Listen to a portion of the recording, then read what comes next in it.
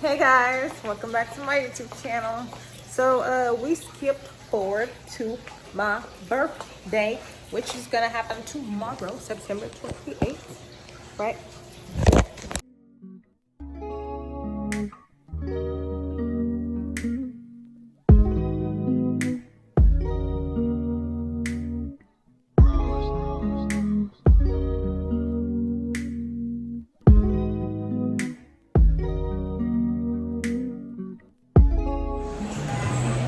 I'm overdressed, but it's beautiful in here. Move your head out there. Yeah, move your head. So yeah, before I accidentally hit someone I named Mistress.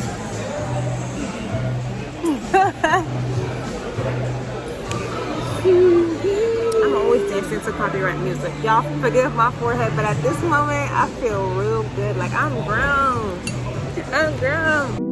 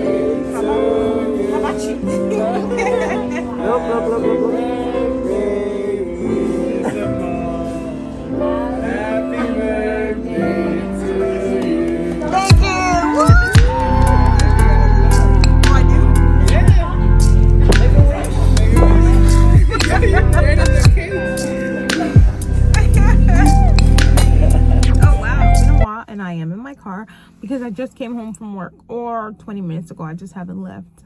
Don't you ever have those days where you sit down in your car because you just want to recollect?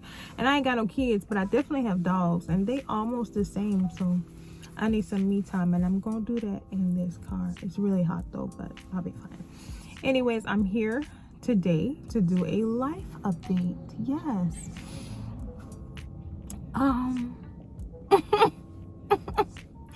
That's the chuckle that I make when I remember what I told myself at the beginning of the year, which was this year is mine, y'all. It's all foolishness. Like I told y'all, it's all foolishness. All the stuff on my vision board, I may have accomplished like 3 of them. God is still on the throne, and it could still possibly happen. So past my exam. So here's the thing. A lot of people were confused about like me and my teaching position, and to tell you the truth, it was my ideal to keep it confusing, you know, because according to the superintendent, I really could not be teaching as a dedicated sub. I was supposed to be licensed to start off the year, right? And I was not. I definitely did take my certification exam, and I failed it. I failed 2 subjects at first out of 5, and it was devastating. I failed science and math, right? Out of ELA, social studies, and fine arts are the ones that I passed, and those are the ones that people struggle with the most. So I was like, oh, you know, there's hope. Like I still have an opportunity, and I just never give up. So yes, I quit my job without having like something steady, and I did take a tremendous pay cut, but that's my business anyway. So I got into the school or whatever, and then like life started closing in on me because the lesson plans, the paperwork, the parents, like I started feeling what it really was to be a actual teacher. Don't get me wrong, I was the person in charge of everything. It's just that my name was not on my name's not on anything super duper important except like the classroom or, you know, attendance and things of that sort. So I still have to like go through somebody to do all of that, but so I am a couple steps away from being fully certified to teach in the state of Texas, but I will be hired under full benefits, full pay, everything. I definitely talked about Texas teachers and their entire process. And so if you followed that video, then you would know at this stage where I'm at. And if you have Texas teachers questions, or like how's the process going, or you need help with anything, like just reach out and I will be more than happy to provide that assistance for you, right? And so with that being said, I asked my Instagram family to ask me a couple questions so that I can stay on course and really hit on the points that people want to hear, right? And so with that being said, let's get it going. So let's start with my home life or like what's circulating around me. My dogs, y'all, Lord have mercy. Like, I go to school to deal with like 45 kids, not like all together, but 45 kids, to come home to have to deal with 3 other children. Like, my dogs are very vicious. They're not vicious, they're very sweet. They're people, but like they are terrorists. Like, my dogs are freaking terrorists. Like, one time my dog sat there, well, one time my dog sat there, he took my cushion on the chair, right? And he, like, I don't know how he got his teeth in there to open up the thread, took out all of the cotton that was in the furniture, okay? And then I thought for 1 second, I'm like, okay, well, it's just one, it's not a big deal. And then I started looking at the rest of them, and he really, like, it's like it's his day job. Like, all of the zippers are chewed up. He's crazy.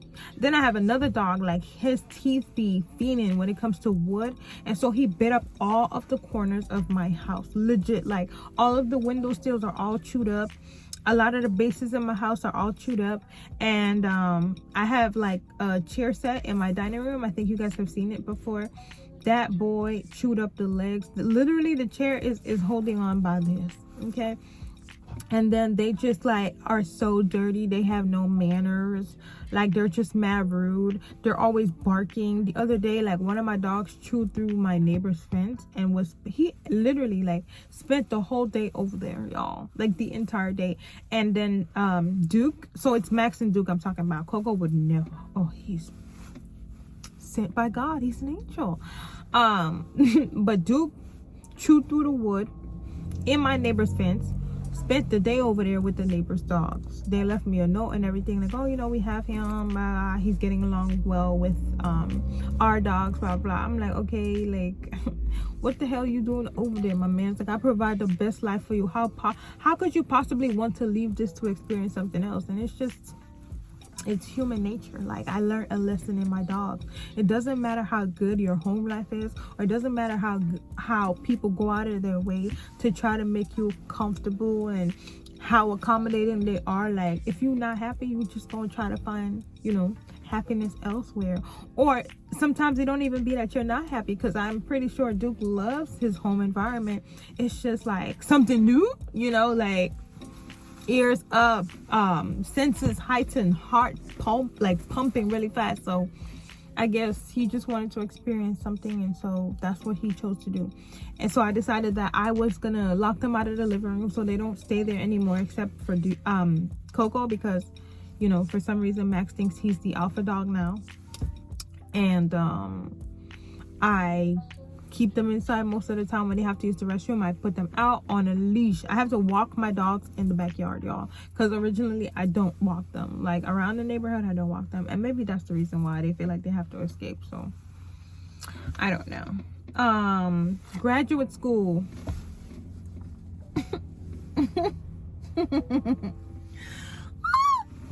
So with graduate school now, y'all, I go to Houston Baptist University, and that school is predominantly, the reason why I'm putting Christian in quotation is because it is super duper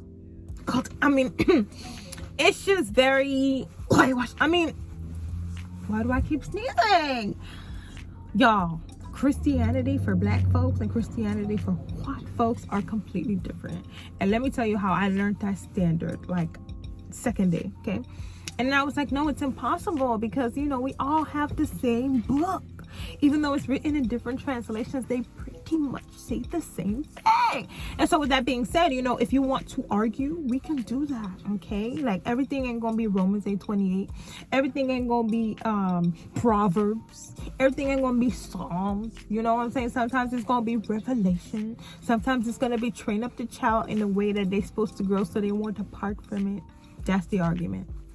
Sitting in class, one scenario. Sitting in class, professor's talking, blah, blah, blah. There's this guy, his name is Kierkegaard, and, you know, I guess he contributed significantly to Christian psychology or whatever, blah, blah, blah, right? And Kierkegaard may have made a statement stating that children cannot sin because they don't have the ability to self-regulate. And I said, well, I understand where Sir Kierkegaard is coming from, but when you're talking about the person who created children, he said, and I quote, that foolishness is bound up in the heart of a child and that the rod of correction will drive it far away from him, right? That's what he said, Professor. You can't argue with me. Those ain't my words, you know?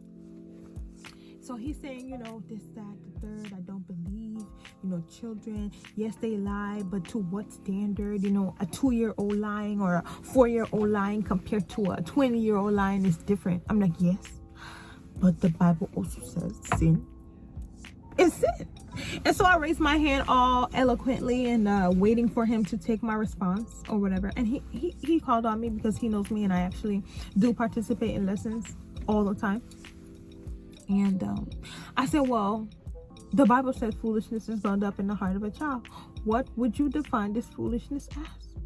For those of you who don't know, that foolishness is sin, okay?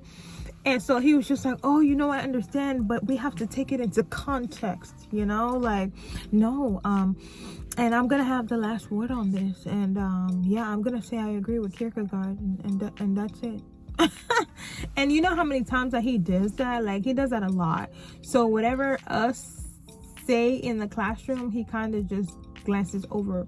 There have been numerous times, and I'm talking about one professor, numerous times where he's mentioning stats, and I have to always ask, like, what demographic were the studies taken? Because I know for us skin folk, like, it's not the same. Like, how you gonna say, oh, you know, church really, like, kids who grow up in the church kind of stays and, you know, keep the faith. And I'm like, sir, like, what kind of church do you attend? And I always have to ask him, like, oh, well, wait, what demographic?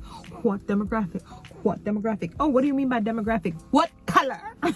And then everybody's looking at me in the classroom laughing like, girl. But it's the truth. Like, what color are we referring to? Because when we talk about yo folks, it's a completely different trajectory. Like, and I would hate for us to sit in the class and think that we don't matter because their stuff is more important than ours is. And it's been the stigma for years. Like, I turn around, I look on the walls, it's not a skin person, like, it's all them and what they're teaching. And it comes to the point where he doesn't want to teach us anything secular. Anything that's not Christian is secular. And he doesn't want to teach us anything secular because he doesn't want to change our worldview. Now that right there sent me up a limb, okay? And that's when I had to remind myself that I don't care what you're teaching.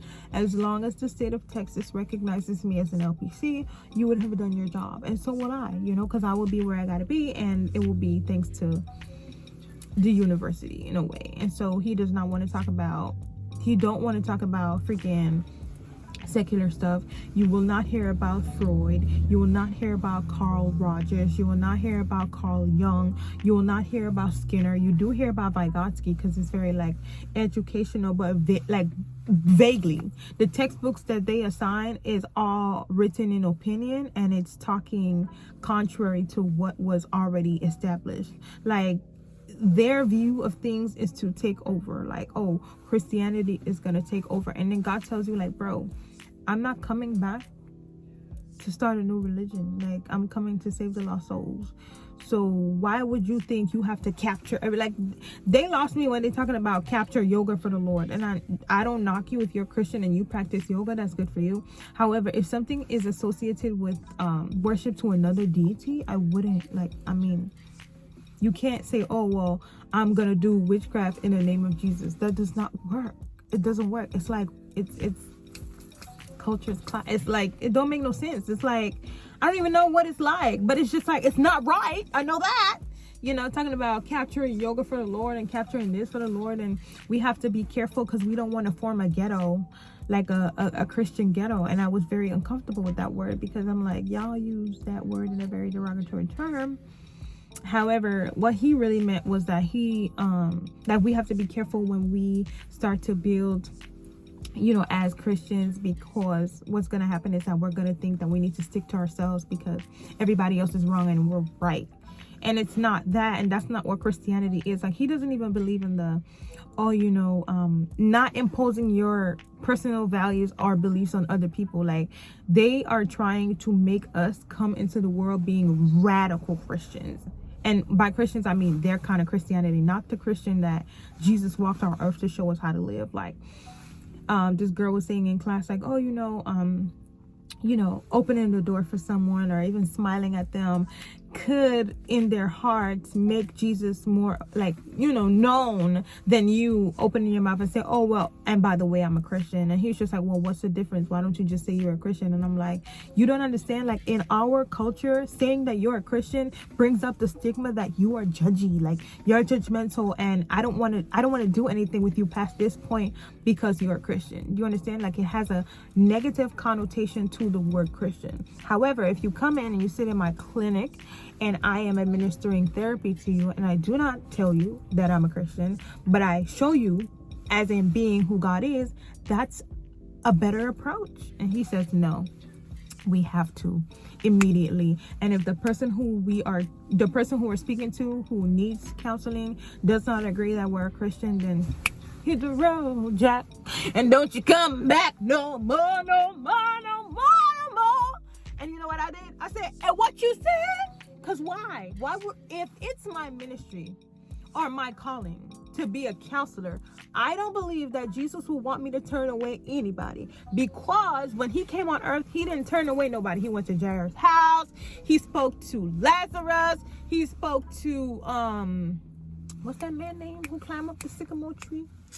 Jesus Christ. I forgot his name, but Zacchaeus. He talked to Zacchaeus, right? He's the tax collector, really bad man.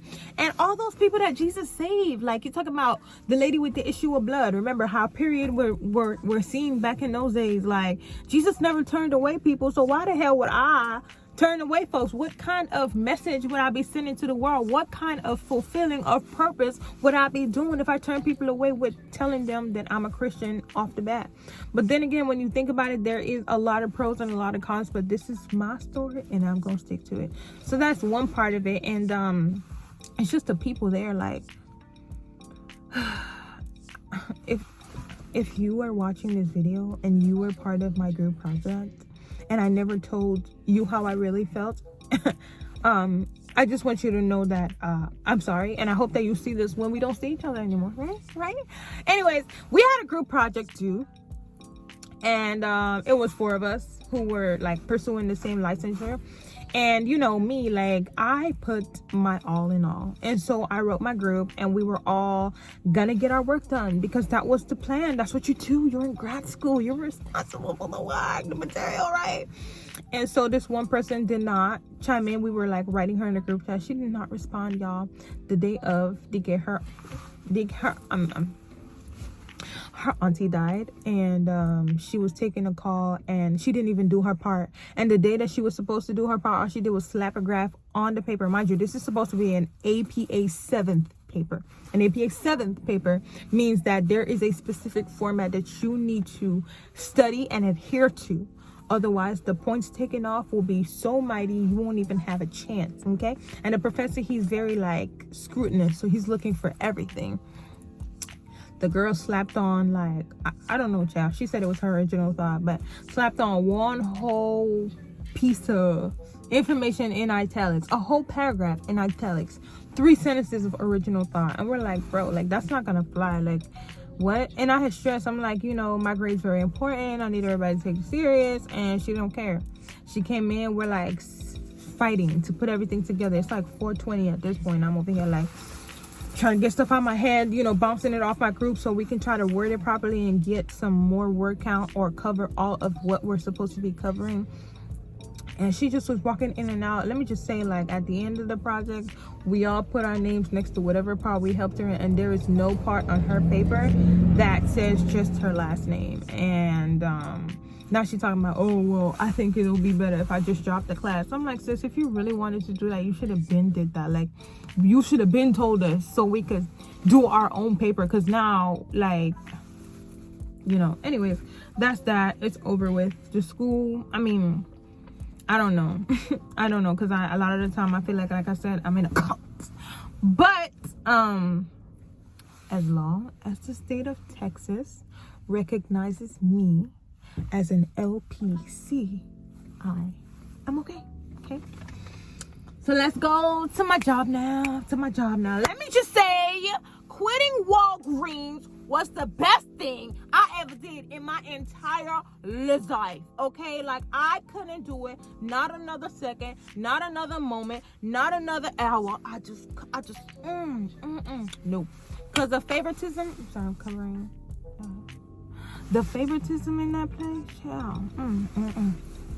It wasn't for me, and I'm just happy that God delivered me, and I am saved out of that situation. Okay, and now my job I absolutely love.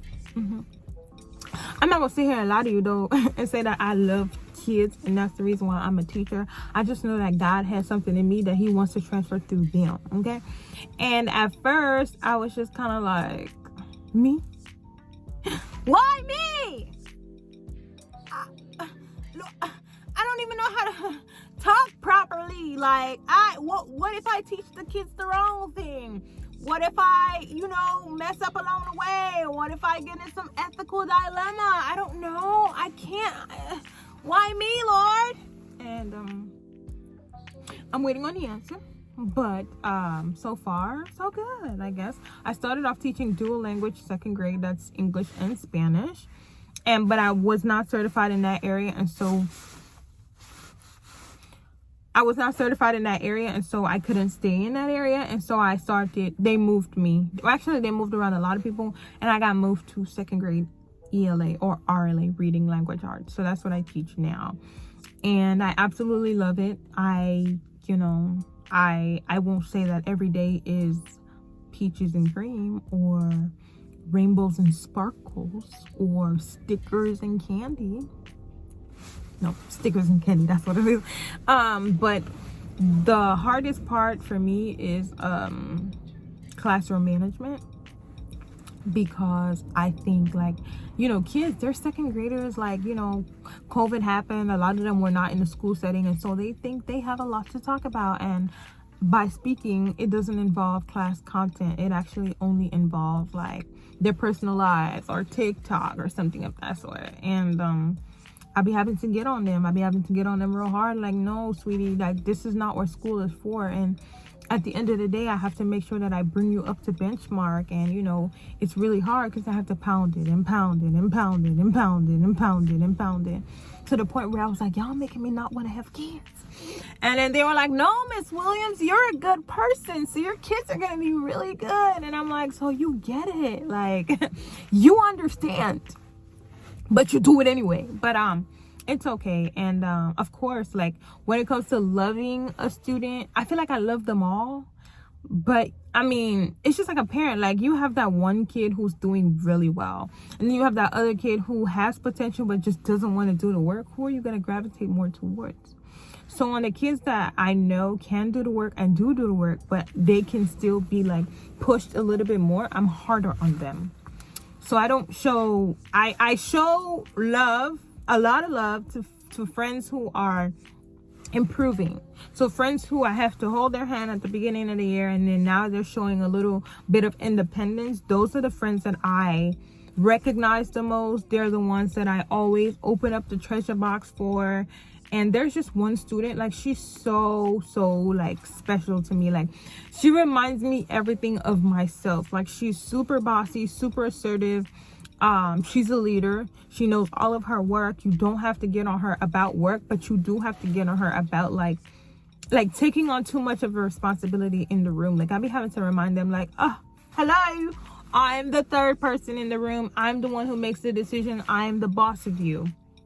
And I hate to say it like that, but that's how I have to tell them in order to assert my authority, especially being young and just like playing with them all the time. Like I come in and I teach lessons and I'm like making monkey tricks and, you know, we're doing poems. And of course, I'm going to start with roses are red, violets are blue, right?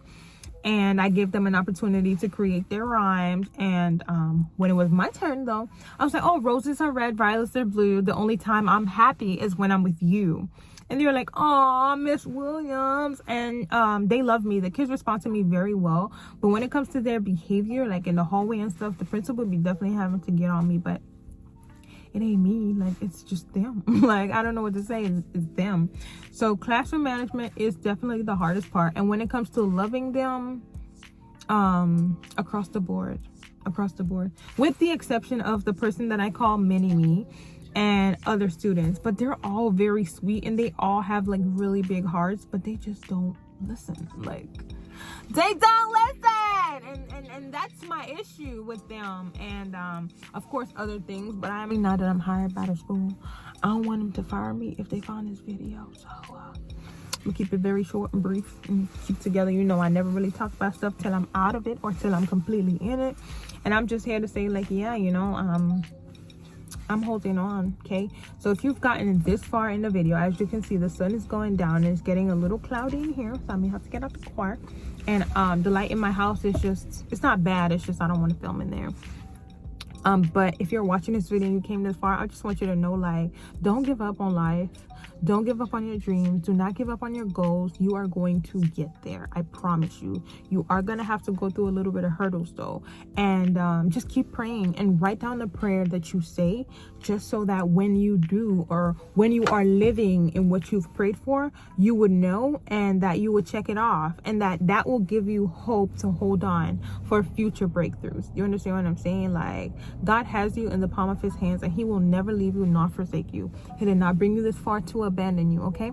And don't allow social media to make you feel like you are failing in life.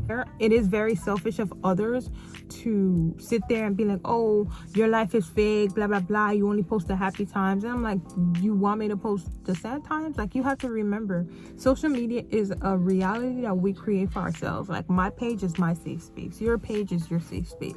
So it's unfair on both sides, but I just feel as though you need to have enough self-confidence, self-respect, and self-assurance to not look at other people's life and gloat over it. Like, your time is coming. Just hold on. You're gonna get there, I promise.